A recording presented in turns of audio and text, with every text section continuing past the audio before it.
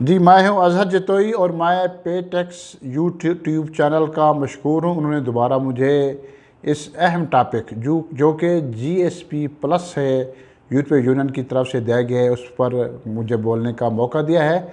मैं आपको इस हवाले से तफसीलात से आगाह करूँगा। इस वक्त यूरोपीय यूनियन का एक वफ़द है जो कि पाकिस्तान के 10 रोज़ा दौरे पर आया हुआ है और वो पाकिस्तान को जो उन्होंने मुतलबात पेश किए हुए हैं उनका जायज़ा लेगा।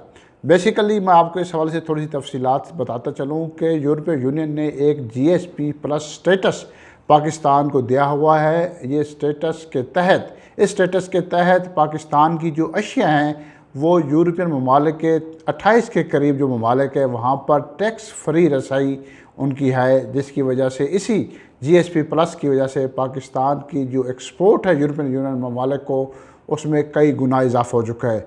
ये मराठी पैकेज 2014 से शुरू हुआ और अभी तक जारी है, लेकिन इस पैकेज को दिया तो है यूरोपीय यूनियन ने, उन्होंने अपने कुछ शराइत भी ऐड की है।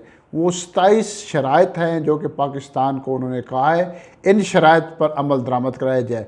इन शराइत में से अक्सर को पाकिस्तान ने अवेल किया है, उन शराइत पर अमल दरामद किया है, लेकिन चंद एक शराइत ऐसी है जिस पर पाकिस्तान के तहफ़्फ़ुज़ात हैं, ख़ुसूसन सज़ाए मौत ख़त्म करने का जो उनका मुतालबा है, उस पर पाकिस्तान ने एक दफ़ा फिर कहा है कि वो इस पर अमल दरामद नहीं कर सकते, क्योंकि यूरोपीय यूनियन ने कहा है कि सज़ाए मौत जो है वो इस वक्त चाहे अदालती निज़ाम कितना ही शफाफ हो, कितना ही अच्छा हो, उनके तजर्बात की रोशनी में ये कहा जा सकता है कि फिर भी उसमें कोई ना कोई हुक्म रह जाते हैं और एक कीमती जान चली जाती है। इसीलिए इस कानून पर दोबारा पाकिस्तान को चाहिए वो नज़रसानी करे और ये कानून जो है वो ख़त्म करे सज़ाए मौत का, क्योंकि दीगर ममालिक कई दुनिया के ममालिक में सज़ाए मौत का कानून ख़त्म हो चुका है। लेकिन पाकिस्तान ने एक दफ़ा फिर इस पर स्टैंड लिया है कि पाकिस्तान क्योंकि दहशतगर्दी का शिकार मुल्क है, यहाँ पर दीगर मसाइल हैं, इसीलिए इस कानून पर अमल दरामद फ़िलहाल नहीं हो सकता। दीगर जो मुतालबात हैं यूरोपीय यूनियन के, जिनमें लेबर लॉज के हवाले से हैं और सहाफ़ियों को इजहार राय के हवाले से हैं, वकला के हवाले से हैं, और वो NGOs जो कि इंटरनेशनल NGOs हैं उनके हवाले से पाकिस्तान ने रजिस्ट्रेशन सख्त कर दी है। उस हवाले से भी उनका मुतालबा है कि उनमें नरमी पैदा की जाए और NGOs को खुलकर इस मुल्क में काम करने की इजाज़त दी है। मैं ये भी बताता चलूँ NGOs पर उस वक्त पाबंदी का सिलसिला शुरू हुआ जब उसामा बिन लादेन का वाक़या हुआ।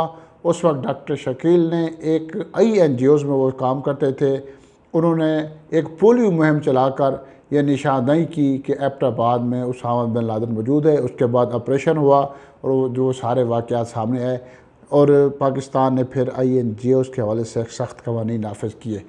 ये भी मुतालबा है यूरोपीय यूनियन का कि NGOs को दोबारा खुलकर जो है काम करने की इजाज़त दी जाए।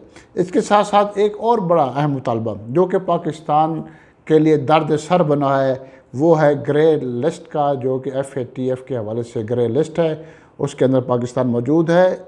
इन्होंने भी मुतालबा किया है कि पाकिस्तान को चाहिए जितने भी FATF के मुतालबात हैं, जितने भी कवानीन हैं, उन पर अमल दरामद किया जाए।